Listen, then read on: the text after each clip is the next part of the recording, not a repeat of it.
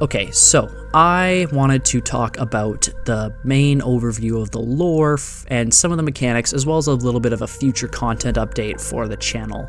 But we're going to start with the lore, and we're going to go right into the Veil. The Veil is a magical realm, which is fairly obvious, but it's not quite just, a realm. It's not just a thing. It's a very influential part of what I want Urban Arcana to be. Between that and the courts, it's kind of the main two pillars, the main two things that I want it to set apart from the other types of games out there. So for starters, the Veil is two parts. There's the Veil Wall and there's the Veil Depths. The Veil Wall is sort of the barrier between the Veil Depths and the mundane world. Now, the Veil Depths are going to be talked about in a little bit, but the Veil Wall is something that would be akin to the Mist from Percy Jackson, something of a sort of barrier that protects the mundane world from the magical one. You might see, like an example, it could be if you go to Percy Jackson, there's a scene where they're on a train and they pass a herd of centaurs. But to the non-magic folk, those are likely just, a bunch of horses, or they see the influence of magic, but they might explain it away as something else. The idea is that it's not hiding, it's just things aren't processed as they should be, and that leads to the Veil blocking it. Now, those who can see through the Veil or are influenced by the Veil or are part of the courts, they don't have that issue. They can see things as they are, and that's another reason that the Veil exists. It separates the magic from the mundane, and the people who are magic aren't affected by it. Now, the Veil is thin in some places. The thinness leads to places like Vatican, the Eiffel Tower, the Parthenon, certain temples, basically places where the Veil is thin influence humanity. And as a result of that, they build things there. Cities might pop up on ley lines or places of power. Explanations of holy sites or land that feels sacred might just be the influence of people with the Veil. And a couple other examples could be something like the Grand Canyon, Mount Everest, the top of Mount Everest, stuff like that. People are drawn to those areas, and because of that, it's because the Veil is thin. People are influenced by it. Even non-magical folk, which aren't perceptive of the Veil, can feel its influence. For the people who aren't magic, this doesn't really affect them. The courts already make sure that they aren't going to be influenced too heavily. But when something major happens, perhaps a dragon gets out, or a hurricane, which is actually the body of a titanic creature, causes disasters, some people, even if they can't see through the Veil, realize what's really going on. Many of them, the idea of, you see Cthulhu's real form and go crazy, stuff like that. That's kind of where I was going with it. The idea is that they might get permanently changed. Maybe their mental state degrades. Maybe something happens. But the Veil itself tries to keep that separate. The reason its existence could be anything. Right now, the idea isn't there. The lore isn't in place, but it will be one day. I want to finish that. For the Veil Depths. The Veil Depths are divided into currently 4 pieces. The Shallow Depths, the Inner Depths, the Deepest Depths, and the Void. The Shallow Depths are basically light influence on reality. You might travel into the Veil and it might be just a normal looking forest, however the trees are slightly off color. Or there is something off about it, but it's not noticeable. Or perhaps something has changed about the world, but it's not super noticeable. The inner depths, like the deeper depths, the main depths themselves, things start to get weird. Gravity might be a little off, or perhaps terrain shapes itself into unnatural forms, or you run into a perfect geometric forest. When you hit the deepest depths, just before the void, things get odd. The depths become alien, strange. You might come across prisons built to house ancient sorcerers or deadly creatures that not only the courts couldn't handle, but the world itself feared. And even people that were not influenced by the Veil helped to get rid of. Things like the last of the dragons live here, which were, after they were driven from the world in like the medieval era and other places, they were lost to history as myths and legend, but they actually reside in the Veil. Many, despite their intelligence, are still animals and are driven to where their territory is safe.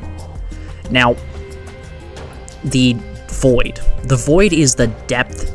Like, there is nothing deeper than the void. After you hit the void, things become so alien it's almost incomprehensible. Gravity doesn't work the correct way. Geometry just floats through the air. There are things that shouldn't exist where they do. Impossible shapes, unnatural occurrences, things that shouldn't be possible yet are. And while that is a general overview, I believe that there's going to be I want to make a full video at some point on the depths of the Veil and what it's like. Maybe not everything, but just some type of video on it. I might do a 4-part, I might do a single part, we'll see. Now for the courts.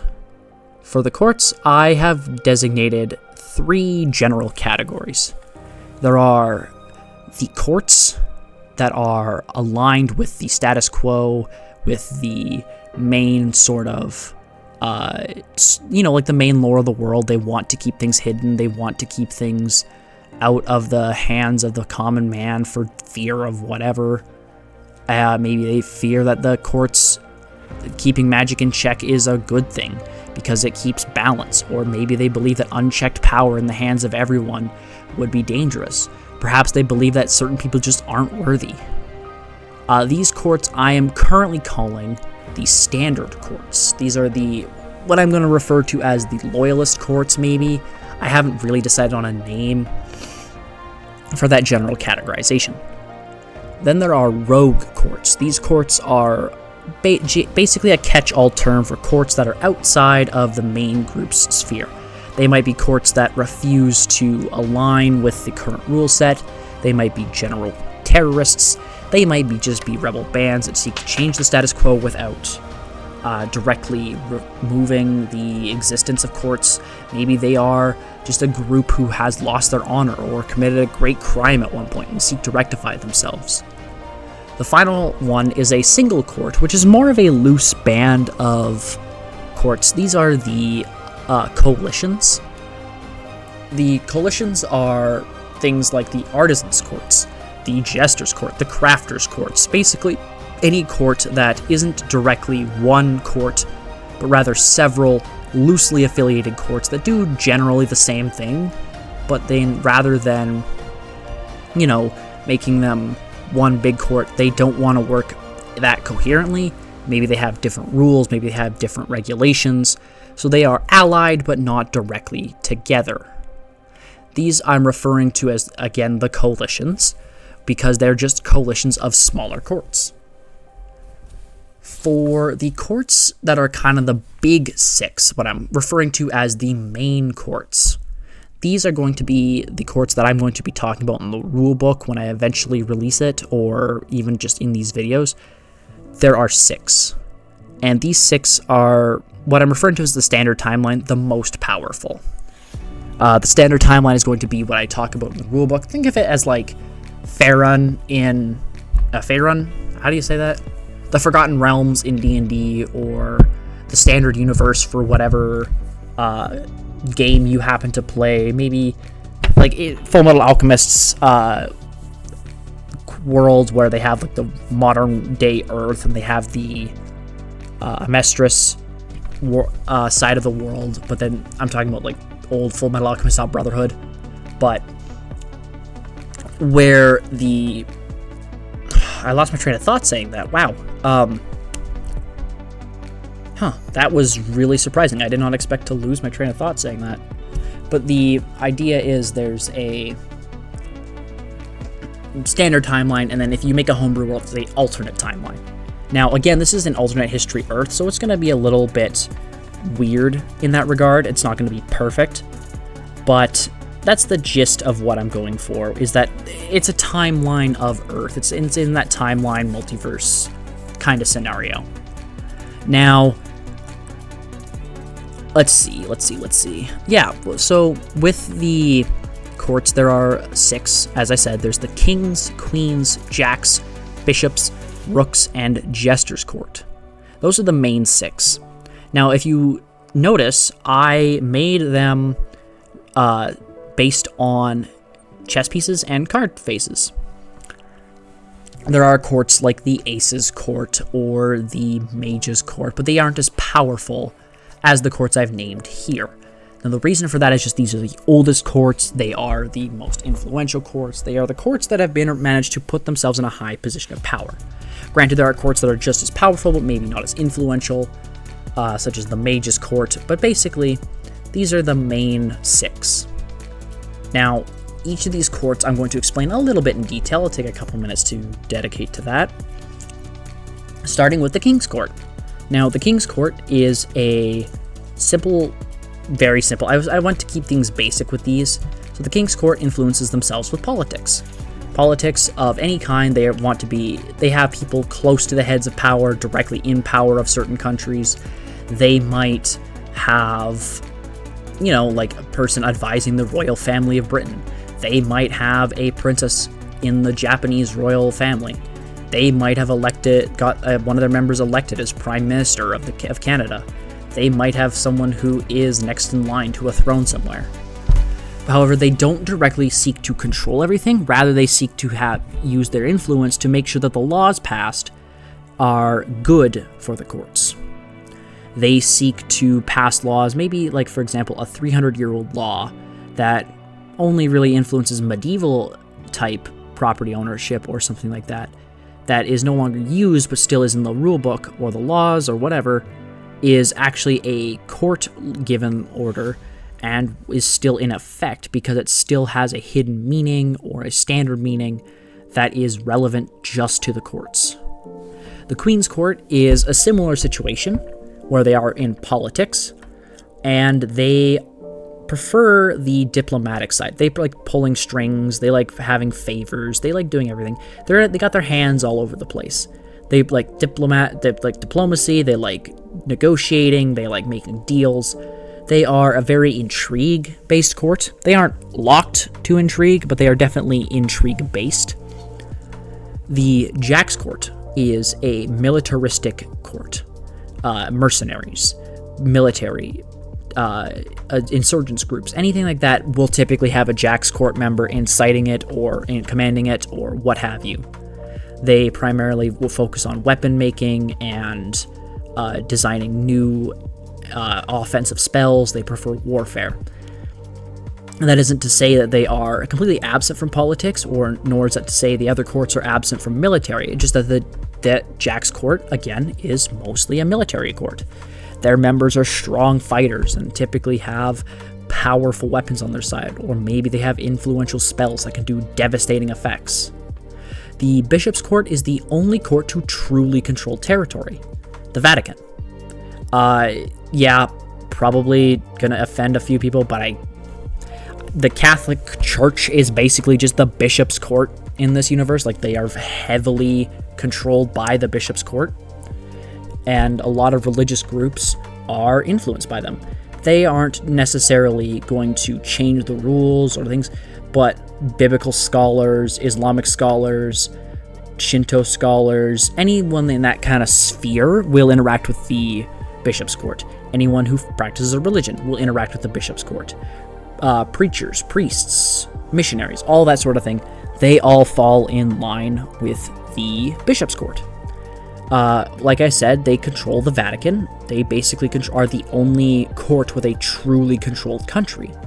And no one is going to pry that from them anytime soon, as they are a very strong user of holy magic and are capable of protecting their territory. The Rook's Court is an economic powerhouse. They dedicate themselves to making sure that they have all of the economic strength. They influence marketing policy, they influence advertisements, they influence the Wall Street, the stocks, everything like that. They aren't necessarily intending to control everything financially or economic-wise, but they make sure that their court is always stable and always up on top. They try to keep other courts from interfering with their business practices or serve alongside the Queen's Court as negotiators for economic-based deals. Now, the Jester's Court is the finals court, and that I would say is probably a member of the Big Six. Close to, like, the Mage's Court probably would be if I didn't pick the Jester's Court out of the ones I did make. Initially, that would be the one that I would choose to be the second sixth member, but I would going to say the Jester's Court falls into this position because of their idea. The Mage's Court is the official sixth, but the Jester's Court definitely. You know what? I'm not even going to bother making some semantics about this. There's 7 now. The Mage's Court we'll talk about after, but the Jester's Court is chaos incarnate. They don't want just to have chaos. They are the bringers of chaos. They are harbingers of chaos. They want chaos everywhere. They seek to not keep a status quo, but instead of being a rogue court, single rogue court anyway, they are a collection of courts. They are many courts, standard and rogue, that seek to make sure that no one court has the most power. They might ally with you for 100 years, but then suddenly betray you because it's no longer relevant to them. Or perhaps they find it funny to change their dynamic within the world, or maybe they find it entertaining to cause damage. While the courts themselves tolerate the Jester's Court, which is one of the, I guess more of a is one of the coalition courts, they prefer to keep them in check and try to keep their chaos to a minimum, since it typically bleeds over into the mundane world.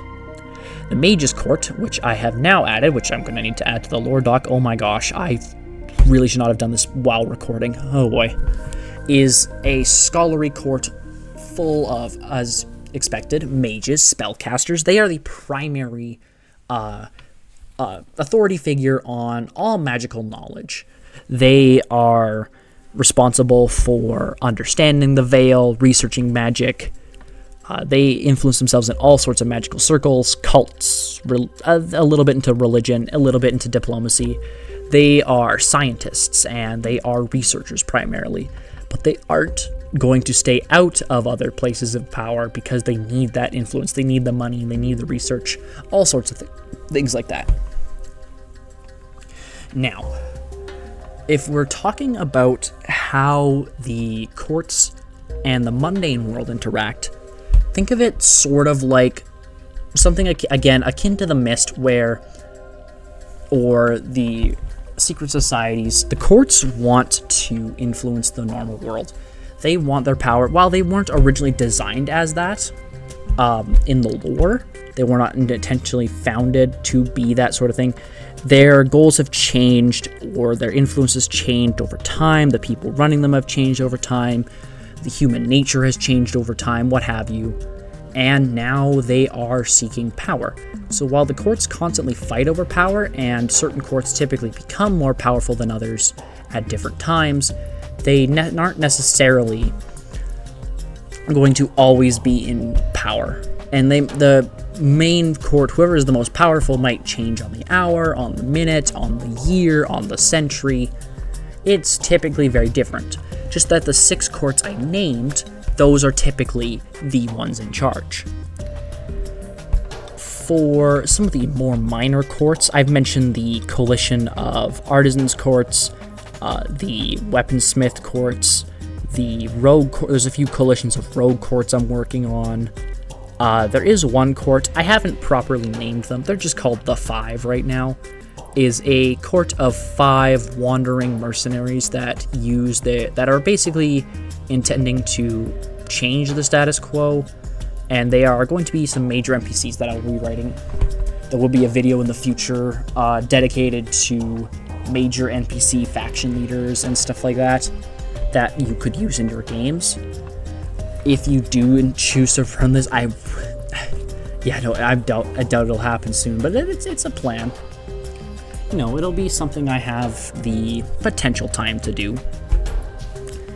Now, that's kind of the gist of what I wanted to talk about in this video. While that is the case, I do want to talk a little bit about the loyalty system. And the loyalty system is a system I have put in place in order to kind of give an idea of where a player stands with a court. If a player becomes loyal to a court in any way, perhaps they do a mission for them, perhaps they do a favor for one of the court's members, they might gain influence in a court. Maybe they become a landowner of a small keep that in modern day wouldn't mean you're just a landowner. Maybe you just own a lot of land, but for the courts, you have become a baron or a nobility member, something like that, that puts you in a position of power. Now you have influence, now you have loyalty, and that'll be tracked in game. If you're loyal or you have loyalty to a court, even if it's negative, or you have influence that is negative, influence that is positive, it'll be tracked by the system.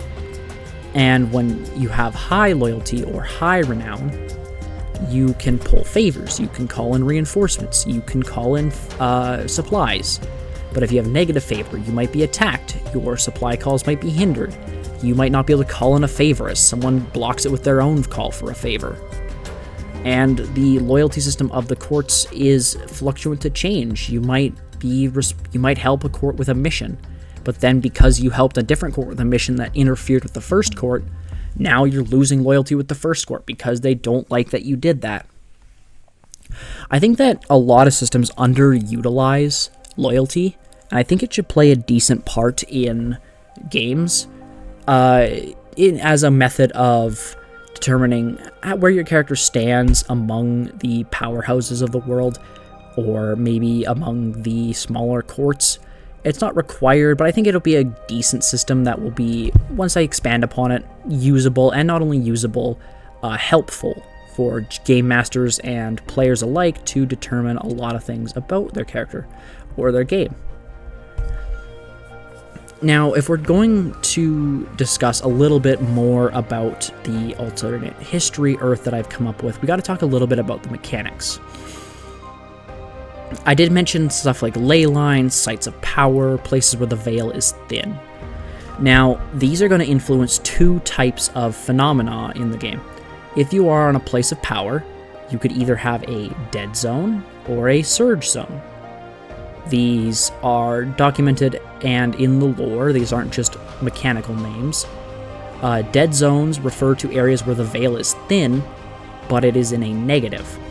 So the negative aspect causes the veil not to influence anything, instead it's thin in the wrong way. It's the mundane is bleeding into the veil rather than the veil is bleeding into the mundane. So the area has lessened effect on spells, magic has less potency, special powers might become weakened, and it's the opposite of a surge zone, which is akin to like something like the wild magic surge table in Sorcerers for 5th edition, or areas where like Fairsriz, again from 5th edition, like if you go to Out of the Abyss. There are a number of things that could happen. Spells might become more powerful, magic might become more unstable, powers might go off the rails, but they're not necessarily going to happen everywhere. There are minor, there are major zones of each kind, and there are void zones. Void zones are basically fluctuating. They are influenced by the void, so the veil is bleeding through into the void, which means that stuff becomes alien. You might have floating islands in the real world, or you might have water that is below freezing temperature yet not frozen. Within a scorching desert, or perhaps there's something that's just not right about the area. These sites of power have places built at them. I've mentioned stuff like Machu Picchu, the Vatican, the Eiffel Tower, the pyramids. All of these are built on sites of power.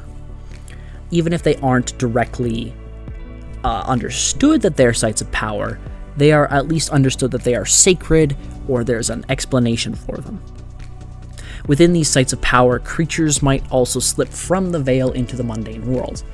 Many creatures of folklore are influenced by the veil in some way, or are directly residents of the veil. An example I could use is the Wendigo. the Wendigo could be, in this universe, and I haven't really determined specific things like that, a creature that is caused by a humanoid, well, following standard Wendigo lore, a cannibalistic humanoid. And because of that, the veil influences their tendencies and their abilities and turned a person somewhat at least attuned to the veil or able to feel its influence into the monster that is now known as a Wendigo. It's not a perfect example, it's just an example I could think of really quickly, as well as one I have written here in my script. So, it's not the best, but I'm working on it. I'm getting better at script writing, hopefully, so, I'm rambling again.